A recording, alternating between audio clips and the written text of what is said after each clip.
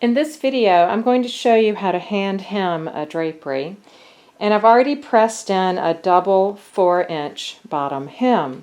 What that means is that I turned up 8 inches, pressed with an iron, and then folded that in half, pressed another crease, and then when I fold it up, I have a doubled 4-inch hem. Now this is a standard size hem for making draperies. You can adjust the size based on your project. For example, if you're doing 2-story windows with really long draperies, you might want to do a 6-inch doubled hem. If you're doing a little cafe curtain, you might want to make a small hem like a 3-inch doubled hem. I'm going to place the pins in near the top half of the hem. And these are long glass head pins. They're great in the drapery workroom. And I'm putting them through at an angle, back out, and then burying the point into that double fold. So I can't feel the point behind here, and the point doesn't come through to the front. That's very helpful when you're hand sewing because you're gripping the hem as you're sewing and it doesn't stick you. I've done this for years and never really realized why until a student asked me why, and I had to sort of look at it and try pinning in other ways, and I found this to be the best method. So I'm going to pin across here, and then we'll get a needle and thread and I'll show you how to hand hem. I'm ready to start hand hemming, and these are the tools of the trade. You'll need some thread, and I like the hand quilting thread from Coats & Clark. It's really strong, a glazed thread. It holds up to UV light, which is important at the window. This is an old spool. You see it's been around for a while. I'm going to pull off, about 36 inches. You don't want to pull off too much thread or you'll be pulling it in like you're, pulling in the big fish. So you want to pull off a reasonable amount. It's easy to put knots and knot off your thread, so don't feel like you have to have one long piece all the way across. So I've threaded the needle, and these are John James long darners, size 7. These are my favorites. They're very long and thin. If you're more comfortable with a shorter needle, then by all means use a shorter needle. You're not required to use a long needle to do hand sewing. I just really like to use the long needles, and they're great for sewing on trims and tacking pleats. I'm going to show you how to create a knot in the bottom of your thread. Wrap it around your forefinger and then roll it off and slide it down to create a knot at the bottom. This will take a little practice, but it's easy to do. I have the pins in, and we talked about that, putting those at an angle. And there's why. See, I'm picking this up and they're fitting right into the fold of the fabric. I will be trimming the selvages off as I'm making the draperies. So I don't want to start sewing over here. I'm going to start sewing into the print and not into the drapery selvages. I like to start behind. This will have linings so you won't see the stitches, but let's say we were doing an unlined and you would see the hem. You don't want to see that knot there, so it's hidden underneath. And then I came out into the fold or the crease. Now I'm going to take a stitch to the front and then let that needle go right into the groove of that crease. And you don't want to pull too tight, so take a little pick to the front, about a 1/4 to a 1/2 inch. Usually my stitches end up being about a 1/2 inch apart. And then you just keep going. And you can do more than one stitch at a time, so you can take a stitch, go into the crease, come out, do it again, and do it again, and then pull the length of your thread. And don't get it looped. There we go. And that's stuck on the pin, but it's time to take that one out.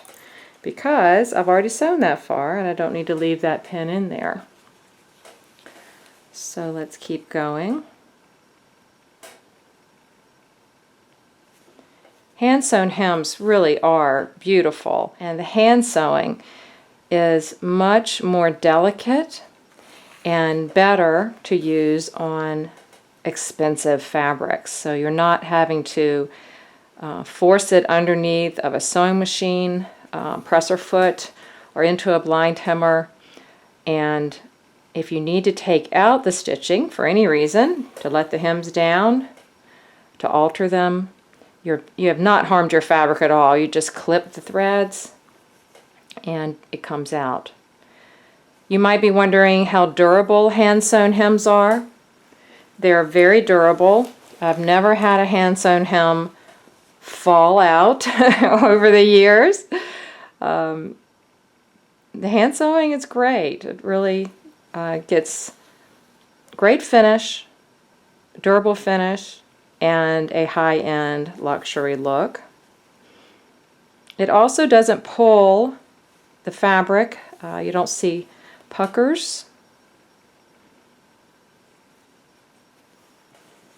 Keep moving this over so you can see. And I've passed a pin, so I'm going to go ahead and take this one out. So what you end up with is a very neat and clean hem on the back and on the front.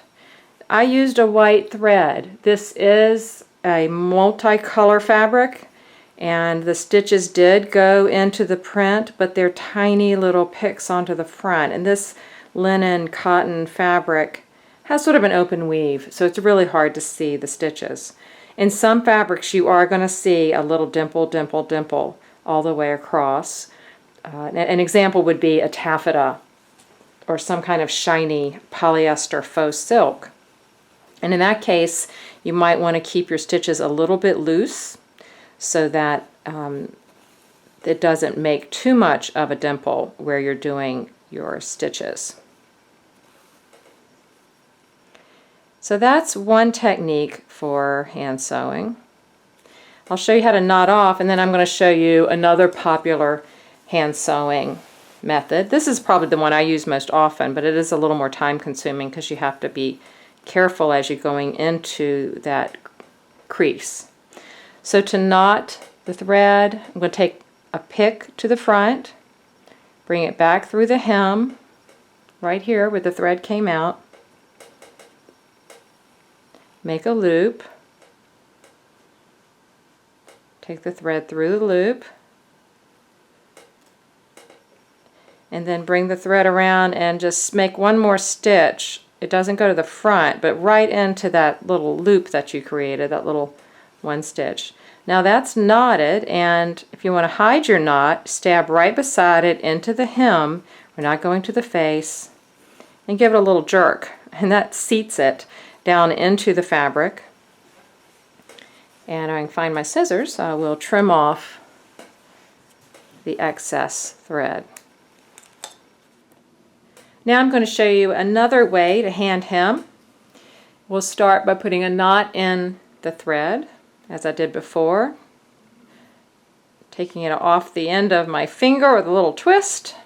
Find where I stopped, come over about a ½ inch, and I'm taking a stitch just into the top crease of the hem. Then I'm going to take a stitch into the face fabric. Now note the needle is facing towards me this time. I was running sideways, moving from right to left because I'm right-handed. Now I'm going to be stitching towards me. And just pull that, but don't pull it too tight. And then go over your stitch length and then take another stitch. So on this hemming technique, you do see the threads floating along on the back, and your stitches on the front of the drapery are running up and down instead of horizontal, which in some cases, depending on the weave of your fabric, could look better and be more hidden. Depends on whether you have more of a prominent vertical look to the weave or horizontal.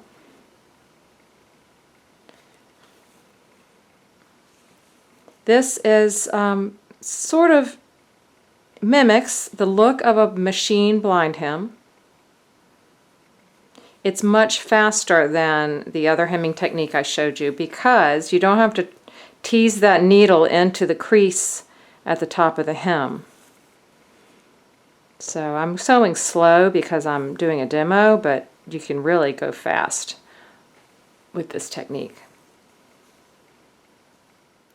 My mother actually likes to hand sew sometimes when she's at the sewing machine, and she'll clamp the presser foot right on top of her project, and she sews towards herself. So she would have the hem facing this way, and she would be sewing in this motion down towards herself, which I find very uncomfortable. She finds the way I do it uncomfortable. So the lesson is find what works for you, and as long as the end result looks good, then you're doing it right.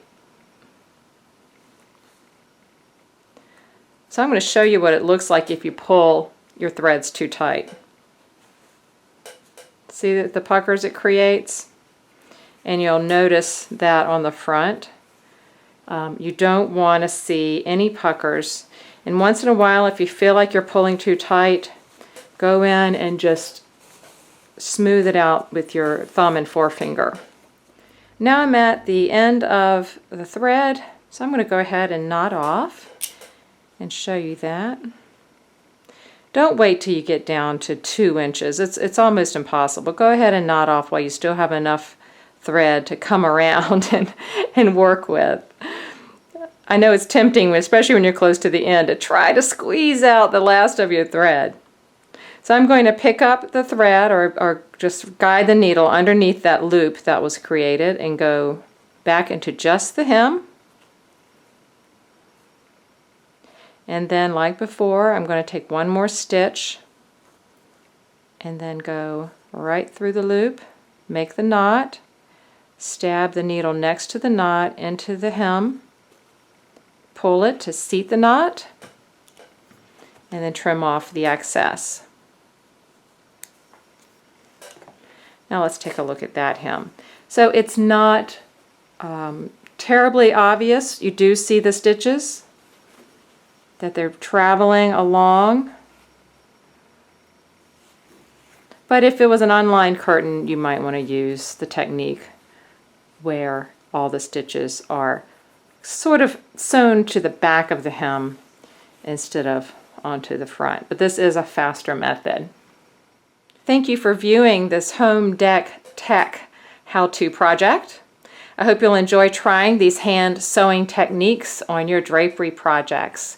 Be sure to visit homedeckgal.com for more sewing tutorials. This is Susan Woodcock. Thank you so much. Have a great day. Bye.